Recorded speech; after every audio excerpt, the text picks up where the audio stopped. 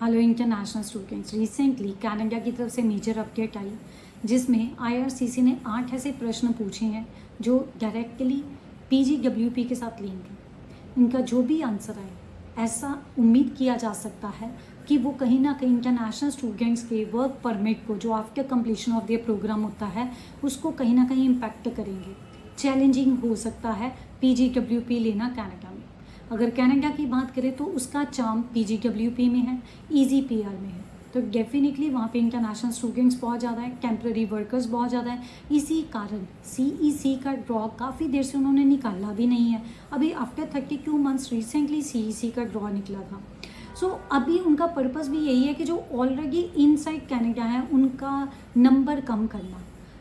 इसमें से international students भी आते हैं जो आगे फर्दर पीजीडब्ल्यूपी के लिए अप्लाई करते हैं, तो उनको लेके और ज़्यादा स्ट्रिक्ट मेजर्स लेने की बात हो रही है।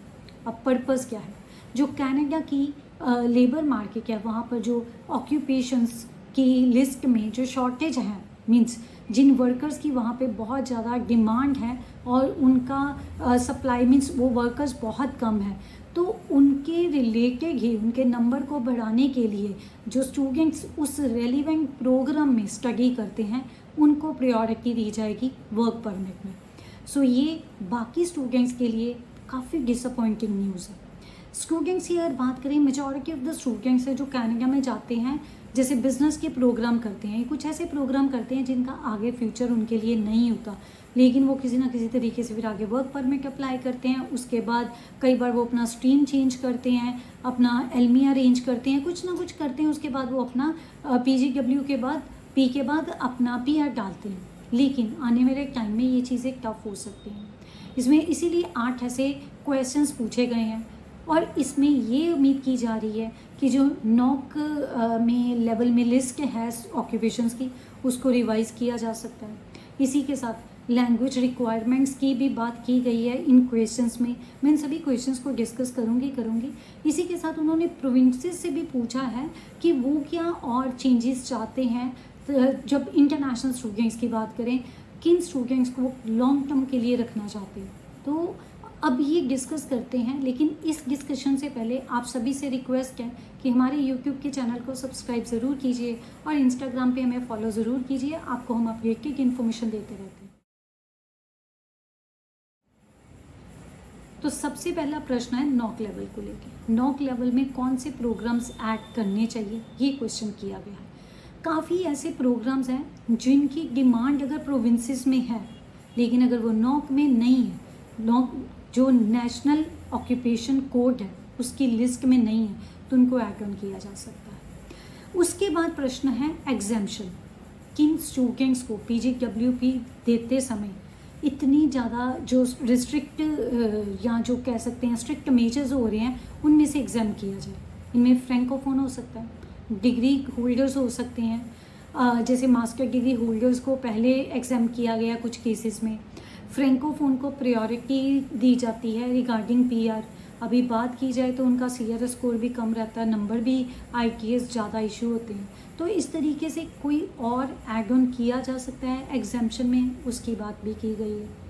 थर्ड बात करते हैं जॉब ऑफर की। जब स्टूडेंट्स आफ्टर 1 ईयर अपना जो वर्क परमिट एक्सटेंड करते हैं तो उनको जॉब ऑफर होना चाहिए उनके पास। गाइस, ये मतलब बात तो की है, लेकिन इसका कुछ नेगेटिव इम्पैक्ट भी हो सकता है। ऑलरेडी सबको पता है कि जॉब ऑफर्स बिकती हैं कनाडा में, काफ़ी $1000 स्टूडेंट्स को देने पड़ते हैं जब उनका वर्क परमिट एक्सपायर होने वाला होता है और उनके लिए पीआर की ऑप्शन सामने नज़र नहीं आती। तो उस केस में उनके पास ऑप्शन रहता है कि वो क्लोज वर्क परमिट के लिए अप्लाई करें और वो एलमिया आगे उनको पीआर के लिए भी हेल्पफुल रहता है। गाइस, इसमें अगेन एलमिया को लेके जो भी चल रहा है ऑब्वियसली सबको पता ही है, तो वो और ज़्यादा होने की उम्मीद की जा सकती है। ऑब्वियसली इसका नेगेटिव इम्पैक्ट पड़ सकता है। अगला क्वेश्चन पूछा गया है, क्या बाकी क्राइटेरियाज को ध्यान में रखना चाहिए इसके अलावा जब भी वर्क परमिट एक्सटेंड करने की बात आती है, वो चाहे लैंग्वेज के रिलेटेड हो या किसी और डॉक्यूमेंट की ज़रूरत हो। उन सभी चीज़ों को अगर लगता है कि कुछ और ऐड ऑन किया जाए, वो भी ओपनली पूछा गया है, सजेशन मांगा गया है। अगला प्रश्न आता है, जो ऑलरेडी ऑन शोर स्टूडेंट्स है गाइस ये तो बहुत ज़्यादा तकलीफ़ वाली बात है। अभी तक हम लोग जब हम कनाडा की बात करते थे, so it is unlike Australia, कि कनाडा की बात करते थे, मोस्ट ऑफ द चेंजेस जो होते थे ना वो आने वाले टाइम में जो लोग स्टूडेंट्स जाते हैं उन पे इम्प्लीमेंट होते थे, पुराने स्टूडेंट्स पे नहीं होते थे। ये यूके में भी होता है, लेकिन ऑस्ट्रेलिया में पुराने पे भी इम्प्लीमेंट हो जाता है। तो अब लगता है कनाडा भी वैसा ही कुछ रास्ता अपनाने की सोच रहा है, लेकिन उससे पहले वो सलाह मांग रहे हैं। तो इससे क्या होगा, जो इंटरनेशनल स्टूडेंट्स वहाँ पे जाते हैं तो उस केस में जैसे ऑलरेडी है वहाँ पे ऑन शोर है, तो अगर उनके ऊपर भी ये चीज़ इम्प्लीमेंट होगी तो डेफिनेटली बहुत मेजर हिट होने जा रहा है, क्योंकि काफ़ी ऐसे स्टूडेंट्स हैं जो जाते बिजनेस प्रोग्राम में है।